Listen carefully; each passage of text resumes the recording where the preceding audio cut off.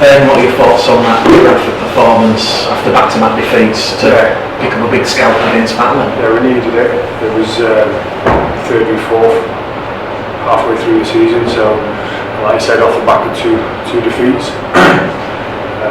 And they're a tough team, Batley. You know, they've got some big boys, and they just don't go away. We showed them that second half. You know, 24-0, I think it was half time.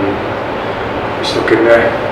We did some stupid errors and just sort of kept riding away against us. It was very attritional in that first half. You had to be very patient. Yeah. It was only the final 10 minutes of that first half where you sort of like cut loose. Yeah, we knew that. We knew, you know, we'd have to break them down. It wouldn't be, you know, 50-0 sort of game.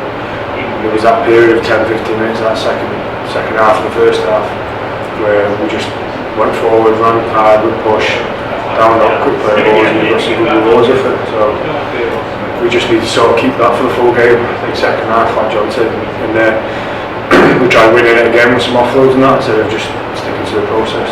Look at the impact of players like yourself, Frank Walker, coming off that bench, you know, keeping that momentum that's already been laid down by players. I thought Walks had a really good game, and he didn't do anything, you know, special. He just ran hard, done his tackles, got some quick play the ball, and makes it easier for everyone then. And I thought we had a really good game too. How important was it that you got that roll on at the end of that first half? Craig Lingard, the Batley coach, has just said he thought that was Batley's worst first 40 minutes of the season.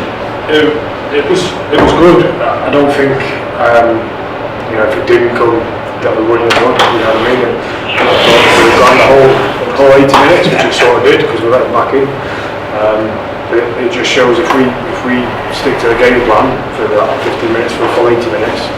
Like John said, it was 20 sets out of 22 that first half, 90% completion.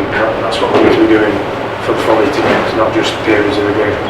You're expecting a fired up Batley in that second half. You certainly got that. It was more attritional down the middle stuff, but you come up with a very telling play, telling contribution that sort of stopped that Batley fight back. It was I got a good grip on the ball, and we got a call like most clubs with the new rule, so I gave the call, the boys let go, and I managed to be a bit sneaky and pinch off them. So, but I think that we should have sort of gone on from that, whereas we sort of let them in, you know, it's got 2 tries. Overall it's a win, and it's third before for that puts us third now, so another big game next week. We're halfway through the year and we're third in the league, so I think we're pretty happy with that. And there's been a lot spoken about the pitch, how narrow and tight it is. I mean, do you feel you're getting used to it now? Yeah, a little bit. And not only that, we scored some good tries on the edges in a short pitch, so on the world's smallest pitch we're still stripping team, so we're used to this pitch. If we can get a bigger pitch, then I think we'll see some more expansive movement, some more tries, but I think we need to go forward first to where they're at on the edges, and we did that for periods of the game. Do you think perhaps other teams, you know, a lot of talk about it, other teams perhaps it gets in their heads a little bit, you know, because they're thinking, we're going to Bradford, it's a bit of a funny pitch here. Yeah, maybe.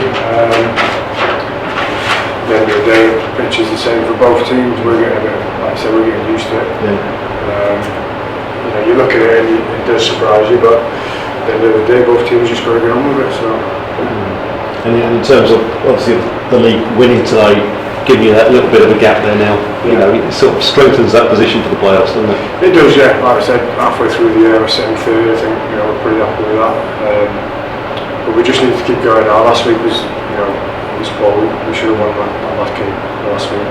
We should have done better against Fev. So we're just going to take each game. We've got Oldham next week and then a week off. So our priority is for Oldham, and then we'll look at the next block of games and just try and get them ticked off one by one. As you say, probably that week off probably come at a good time, won't it? Well, yeah, especially with some of the injuries. You know, I hope the boys have picked up some knocks today. We'll get through and we'll play next week, and then that will be a good time. Like most teams, there's a lot of injuries this year. You know, lack of games last year. So hopefully we'll get some boys back, and I know there's some more boys to come back into the year. So.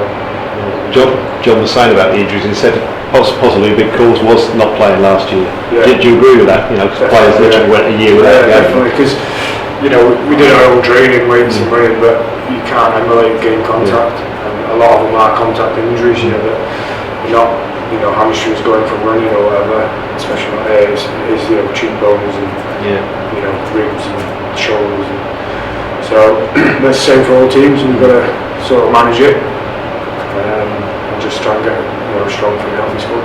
Makes it a tough year to play in, doesn't it? Because it's It does, say, yeah. and suffering. Yeah, it does, yeah. But you know, I know I'm glad back playing rugby. Last year was a bit of an eye-opener for me not playing, and I did some other things in the real world, and sort of realised how lucky I've been to play rugby all my life. So yeah, I'm more hungry now for rugby than probably was, to be fair.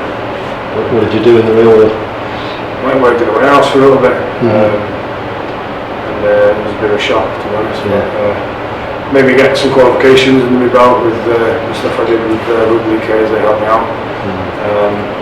But yeah, just that period of rugby not being in my life was, I think it's the same for everyone. Like, You appreciate what you got. yeah, exactly. You don't, you know, that cliche saying, you don't know what you lost until you lose it. It was sort of an experience of retirement, but I knew I was going back. Do you know what I mean? So I had that sort of little taste of what life would be without rugby, and I didn't really like it. So yeah, I'm glad to be back playing, and glad to be able with my brother and enjoying the rugby now. And I see you generally playing well. Yeah, overall, like I said, we just need some 80-minute performance. We're showing some good 20 minutes, 15 minute spells.